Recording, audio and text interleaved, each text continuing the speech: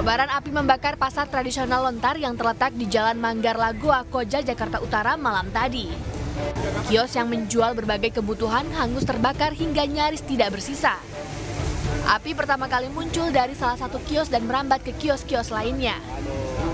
Diduga kebakaran terjadi disebabkan oleh korsleting listrik dari salah satu kios. Pemadaman dilakukan petugas dengan mengerahkan sejumlah unit mobil pemadam kebakaran ke lokasi.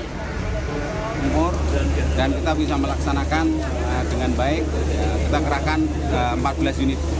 Ini objek yang terbakar apa, Pak? Objek yang terbakar ini ruko-ruko ada 2, ada ini, Pak. Ada 6 ruko dan 1 kantor keluarga Banten. Di atas ada orang teriak-teriak, terus turun keluar melihat api dari dalam itu baru 2. Gitu aja, Pak. Api berhasil dijinakkan selama 2 jam kemudian. Tidak ada korban jiwa dalam peristiwa ini, namun kerugian ditaksir mencapai ratusan juta rupiah. Dari Jakarta, Miftahul Gani, iNews melaporkan.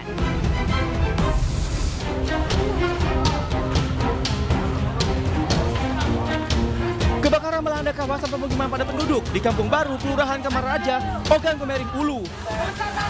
Api yang cepat membesar menghanguskan sedikitnya 8 unit rumah panggung serta bedeng 4 pintu. Kobaran api membesar membuat warga panik berhamburan menyelamatkan diri dan harta benda. Warga dibantu petugas bergotong royong memadamkan api. Api berhasil dipadamkan setelah 2 jam setelah 6 unit mobil pemadam kebakaran diturunkan. Belum diketahui pasti penyebab kebakaran, namun diduga api berasal dari kompor salah satu rumah. Setengah tadi terjadi kebakaran. Kebenaran di belakang kantor di sub. Parkir di sini banyak mobil-mobil paksa dikeluarkan. Sesudahnya rumah yang kebakaran ada 2, 3, 4. Kebakaran di belakang di sub ini. Alhamdulillah mobil kebakaran dengan antisipasi yang cepat datang ke sini. Tidak ada korban jiwa dalam kebakaran tersebut, namun kerugian ditaksir mencapai ratusan juta rupiah. Dari keluarga Komering Ulu, Widori Agustino, iNews melaporkan.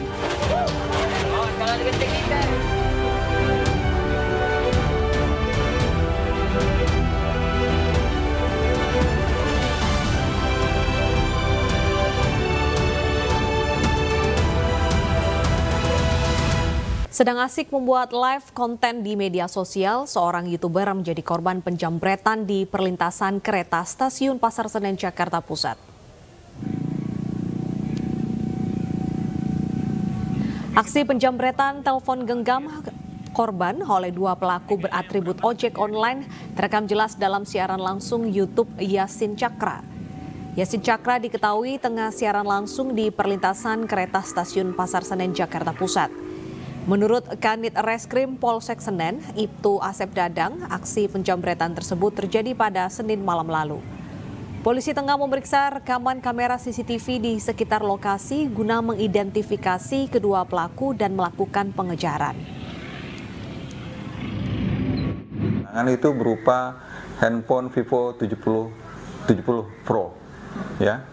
Terus kita lanjutkan dengan YouTuber tersebut, Pak buat laporan. Oh ternyata dia nggak usah Pak saya untuk buat blog. Kita berusaha untuk membuat LP, namun dia Pak hanya untuk memblokir banking dan nomor handphone lainnya seperti itu.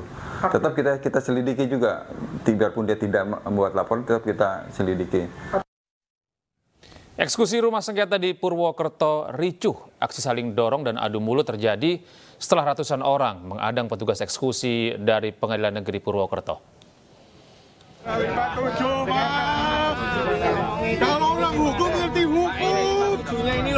Aksi saling dorong dan adu mulut sempat mewarnai proses eksekusi lahan rumah di Jalan Ahmad Yani, Purwokerto, Kabupaten Banyumas, Jawa Tengah. Ada pidananya juga. Kita laporan di Polres, Pak. Petugas dari Pengadilan Negeri Purwokerto dihadang ratusan orang yang berusaha mempertahankan objek eksekusi. Tapi saudara tidak pernah menyebutkan ini ada perkara 57 jenengan bagaimana? Masalah itu soal hak kami. Iya. Tapi kami kan ini kan perlawanan tidak. Sekarang gini, Pak. Adu mulut bahkan saling dorong antara petugas dan massa sempat terjadi pada saat petugas membacakan putusan tentang eksekusi tersebut. Masa yang tidak terima putusan eksekusi menyerukan ketidakpuasannya dan berusaha menghalau petugas.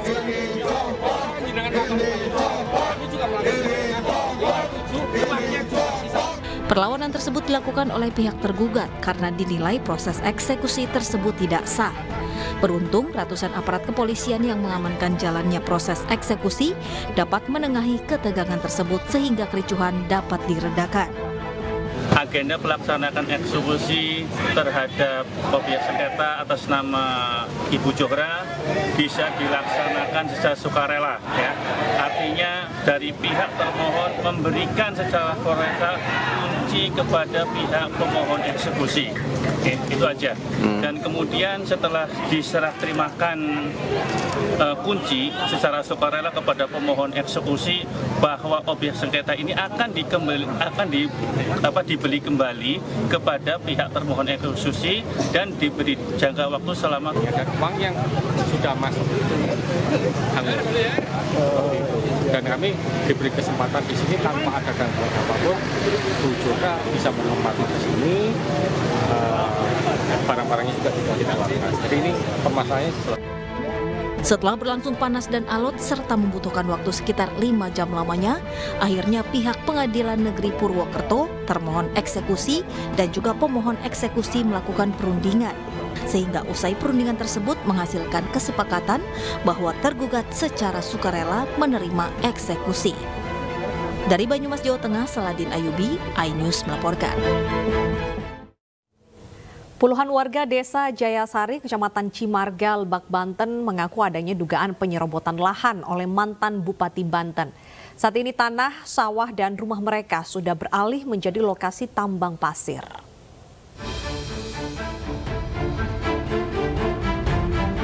Warga desa Jayasari, Kecamatan Cimaraga, Lebak, Banten mendatangi lokasi tambang pasir yang dahulu merupakan tanah, sawah, dan tempat tinggal mereka.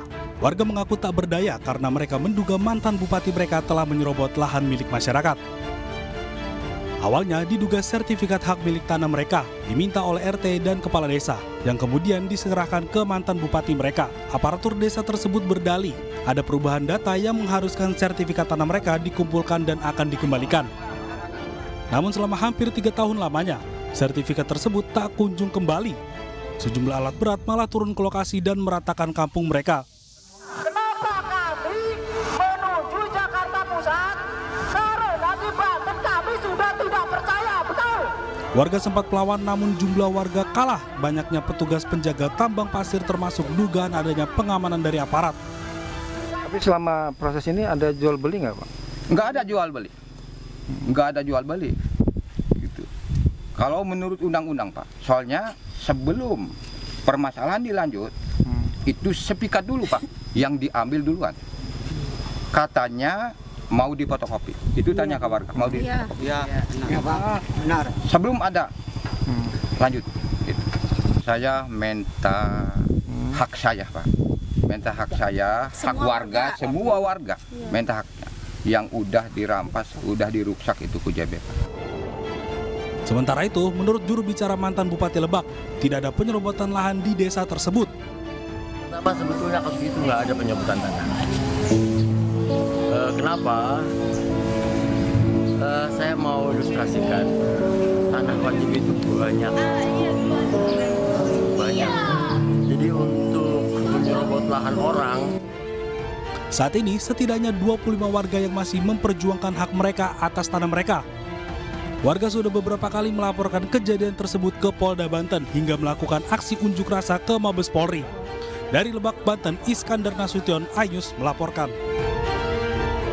Polda Metro Jaya bersama Puspom TNI Angkatan Darat berhasil mengungkap kasus sindikat penjualan senjata ilegal di kalangan masyarakat.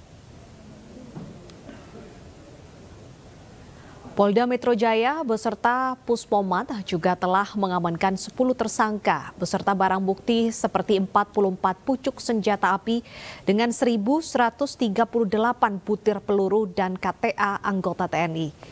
Namun dari hasil penyelidikan, polisi menegaskan tak ada keterlibatan pejabat TNI Angkatan Darat dan Kementerian Pertahanan dalam peredaran senpi ilegal tersebut.